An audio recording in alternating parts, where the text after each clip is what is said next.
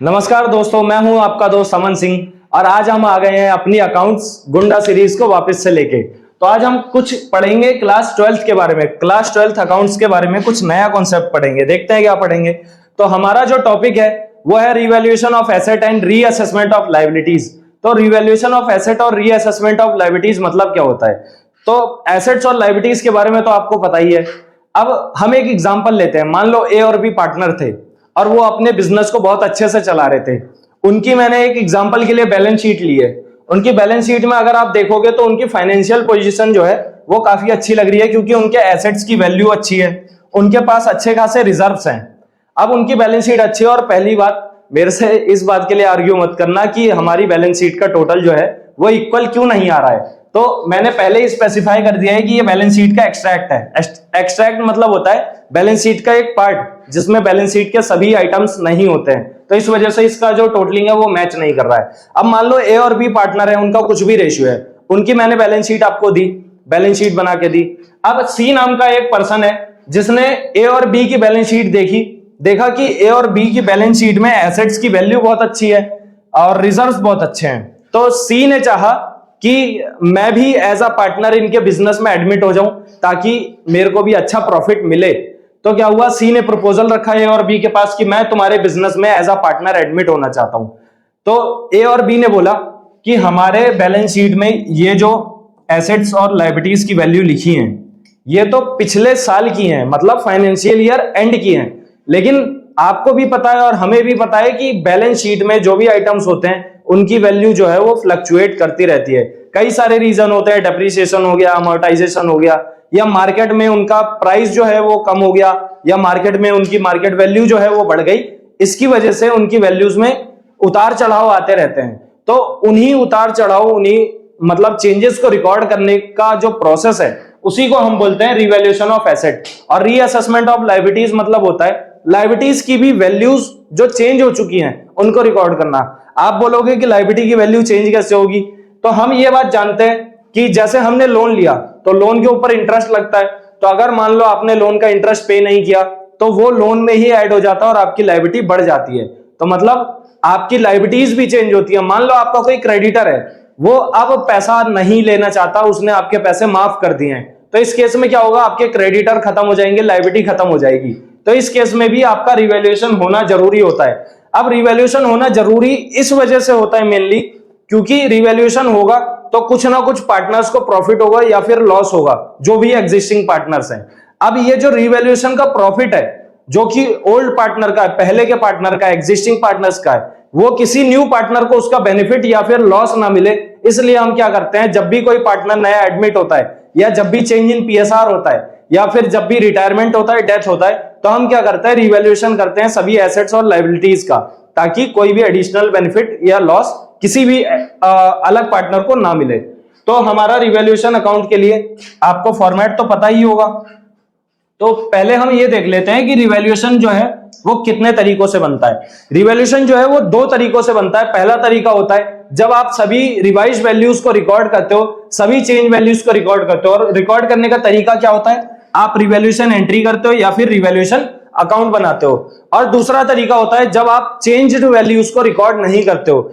जैसे इसका मतलब ये होता है कि जो बैलेंस शीट में पहले वैल्यूज लिखी हुई थी उन्हीं वैल्यूज को आप कैरी ऑन करते हो और नई वैल्यू, चेंज वैल्यू को रिकॉर्ड नहीं करते हो। अब इसके पीछे रीजन क्या होता है, जैसे अगर आप देख सकते हो तो हमारा ये बैलेंस शीट जो है वो बहुत अच्छी फाइनेंशियल पोजीशन को इंडिकेट कर रहा है।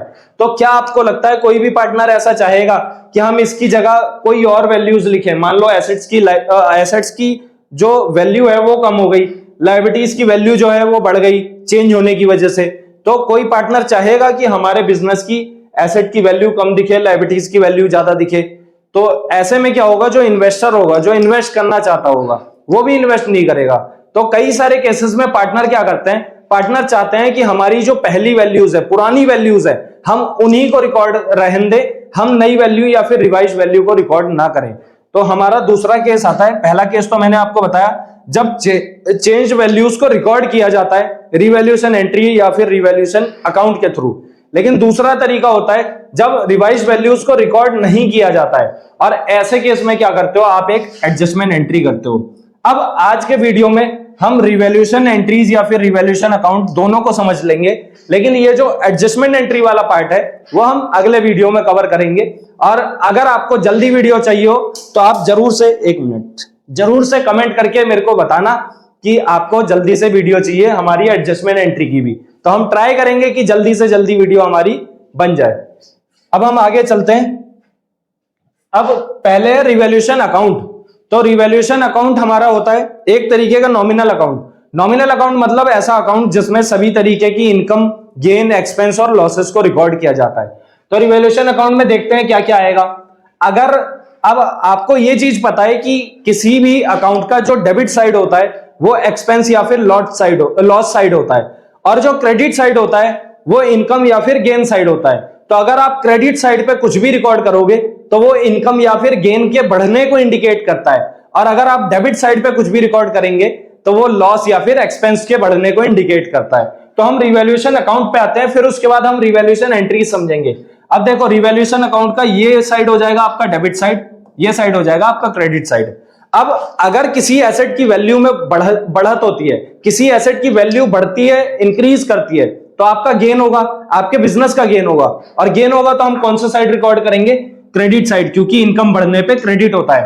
तो अगर आपका कोई एसेट की वैल्यू बढ़ी, गेन हुआ, क्रेडिट पे रिकॉर्ड कर देना। अगर किसी लायबिलिटीज की वैल्यू घटी, लायबिलिटीज की वैल्यू घटने की वजह से भी आपको गेन होगा, तो वो भी हम क्या करेंगे? क्रेडिट साइड पे ही रिकॉर्ड करेंगे।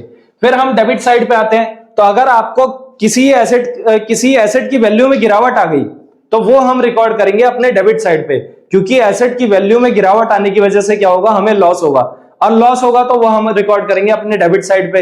या फिर किसी लायबिलिटीज की वैल्यू जो है वो बढ़ गई, जैसे मान लो आपको किसी क्रेडिटर को 10,000 पे करना था, लेकिन आपने और सामान ले लिया जिसकी वजह से 40,000 पे करना है, तो आपकी लायबिलिटी की वैल्यू बढ़ गई।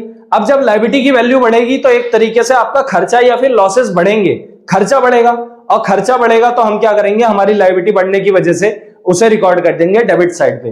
तो क्रेडिट साइड पे दो चीजें रिकॉर्ड होती हैं, increase in asset, decrease in liability. और डेबिट साइड पे रिकॉर्ड होता है decrease in asset, increase in liability. और अगर आपका कोई अनरिकॉर्डेड एसेट आता है तो वो भी आपका गेन होता है, हम क्रेडिट साइड पे ही रिकॉर्ड करेंगे। और अगर आपका कोई लायबिलिटी आती है, अनरिकॉर्डेड लायबिलिटी आती है, तो उसे हम डेबिट साइड पे रिकॉर्ड करेंगे, क्योंकि उसकी वजह से हमारे बिजनेस का लॉस बढ़ेगा। तो ये हमारा रिवैल्यूएशन अकाउंट होता है। फिर उसको बंद करने के लिए क्या करेंगे? हम क्रेडिट का टोटल करेंगे, डेबिट का टोटल करेंगे। अगर क्रेडिट का टोटल ज्यादा आ रहा है, मतलब इनकम ज्यादा आ रही है और खर्चे कम आ रहे हैं, तो आपका बचेगा गेन ऑन रिवैल्यूएशन। और अगर आपका डेबिट का टोटल ज्यादा आ रहा है, मतलब खर्चे ज्यादा आ रहे हैं, इनकम कम आ रही है, तो आपका जो आंसर बचेगा वो होगा लॉस ऑन रिवैल्यूएशन। तो ये हमारा रिवैल्यूएशन अकाउंट है। अगर आपको समझ आ गया हो तो जरूर से कमेंट करके मेरे को बताना, मेरे को बहुत अच्छा लगेगा। अब हम रिवैल्यूएशन एंट्रीज पे चलते हैं। रिवैल्यूएशन एंट्रीज में एक एक करके एंट्री देखते हैं। जैसे इंक्रीज इन एसेट, अब 11th में आपने मॉडर्न रूल पढ़े हुए हैं, तो आपको यह पता है कि इंक्रीज इन एसेट की वजह से आपका एसेट बढ़ेगा तो डेबिट होता है। तो इंक्रीज इन एसेट में हम एसेट को डेबिट कर देंगे, और एसेट के बढ़ने की वजह से हमें गेन होगा, और वो गेन हम रिकॉर्ड करेंगे रिवैल्यूएशन अकाउंट में। इस वजह से रिवैल्यूएशन को क्रेडिट कर देंगे, क्योंकि हमारा गेन भी बढ़ रहा है इंक्रीज इन एसेट होने की वजह से।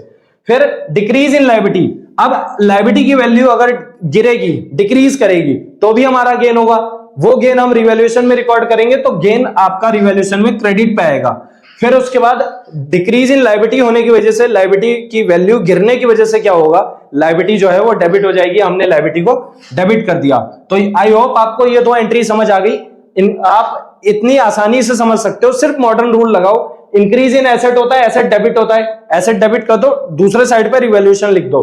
डिक्रीज इन एसेट पे, डिक्रीज इन लायबिलिटी पे लायबिलिटी डेबिट होती है, तो लायबिलिटी डेबिट कर दो, दूसरे साइड रिवैल्यूएशन लिख दो। फिर लायबिलिटी इंक्रीज होगी तो लायबिलिटी हो जाती है क्रेडिट, और लायबिलिटी इंक्रीज होने की वजह से लॉस हो गया, तो लॉस आ गया आपका रिवैल्यूएशन में। फिर उसके बाद अगर एसेट की वैल्यू गिरती है तो लॉस होता है, लॉस आ गया रिवैल्यूएशन में, और एसेट की वैल्यू गिरने की वजह से एसेट आ जाता है हमारा क्रेडिट साइड पे। फिर उसके बाद अगर हमारे पास कोई अनरिकॉर्डेड एसेट है तो हमारे लिए गेन है, गेन बढ़ेगा, गेन लिख देंगे रिवैल्यूएशन में, और एसेट आएगा, अनरिकॉर्डेड एसेट आएगा तो एसेट बढ़ेगा, एसेट डेबिट हो जाएगा। फिर उसके बाद अनरिकॉर्डेड लायबिलिटी है। अब अनरिकॉर्डेड लायबिलिटी आएगी तो हमारे बिजनेस की जो लायबिलिटी है वो लायबिलिटी इंक्रीज करेगी। अब जब लायबिलिटी इंक्रीज करेगी तो लायबिलिटी को हम लिख देंगे क्रेडिट साइड पे, और लायबिलिटी बढ़ने की वजह से क्या होगा? हमारा लॉस भी होगा। और लॉस होगा तो क्या करेंगे, हम लॉस की वजह से रिवैल्यूएशन को डेबिट पे लिख देंगे, क्योंकि जब आपका लॉस बढ़ेगा तो लॉस बढ़ने पे डेबिट होता है, और सारे लॉसेस कहां रिकॉर्ड किए जा रहे हैं, रिवैल्यूएशन में, तो आपका रिवैल्यूएशन अकाउंट डेबिट हो जाएगा और अनरिकॉर्डेड लायबिलिटी जो है वो हो जाएगी क्रेडिट पे। फिर उसके बाद हमारी लास्ट एंट्रीज बचती हैं, गेन बांटने की एंट्री या फिर लॉस बांटने की एंट्री। अब देखो हमें अगर क्वेश्चन में या तो रिवैल्यूएशन अकाउंट आएगा या फिर रिवैल्यूएशन एंट्रीज आएंगी। अगर अकाउंट आएगा तो गेन या लॉस कैसे निकालना है ये मैंने बता दिया है, लेकिन अगर आपका रिवैल्यूएशन एंट्रीज आती हैं तो आपको गेन या लॉस कैसे निकालना है, आपको क्या करना है, सारे रिवैल्यूएशन के क्रेडिट साइड को जोड़ना है, डेबिट साइड से लेस करना है। अगर पॉजिटिव बचता है तो वो आपका प्रॉफिट होगा। कैसे, मतलब क्रेडिट साइड आपने सारे जोड़े वो आपके प्रॉफिट है, डेबिट साइड सारे जोड़े वो आपके लॉस हैं।